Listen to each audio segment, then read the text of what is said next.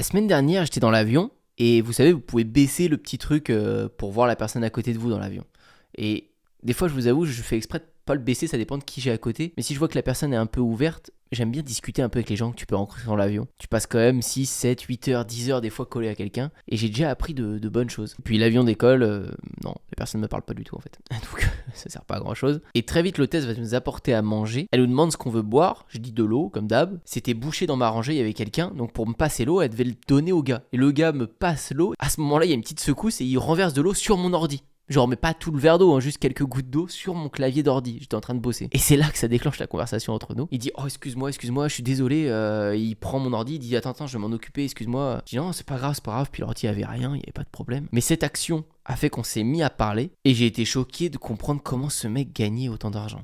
Il me dit, moi, j'ai fait tout mon argent en comprenant juste que les gens sont des moutons. Mais dit, regarde, je pote le Mont-Saint-Michel un week-end de Pâques. Voilà les vidéos que t'en sors. C'est rempli de monde. Pourquoi ? Parce que tout le monde s'est dit, il fait beau.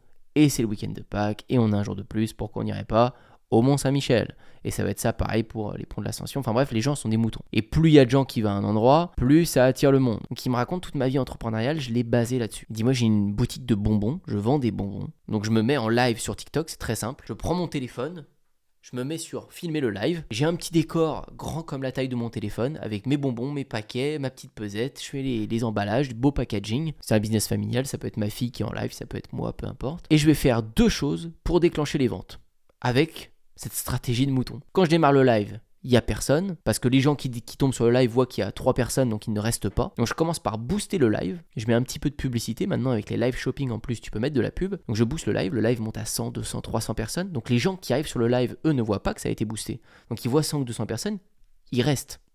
Effet moutonnier numéro 1. Et deuxième chose, j'enclenche les commandes moi-même. Donc je me fais des commandes à moi tout seul, avec des 2-3 faux comptes que j'ai sur TikTok, je commande pour montrer un peu ce que j'aimerais qu'il se passe sur mon compte. C'est-à-dire, est-ce que tu peux me mettre tant de bonbons ? Ah, j'aimerais cette référence. Ah, tu peux mettre cette couleur-là. Ah, mon neveu adore ça. Et donc je constitue le paquet avec une fausse demande en fait, qui est un de mes autres comptes. Donc on emballe la commande de ce client fictif, mais les 200 personnes qui sont sur live voient ça, et ça lance l'engouement, ils se disent, ah mais moi aussi je veux mon paquet, et moi aussi je veux mon paquet. Et plus il y en a, plus il y en a.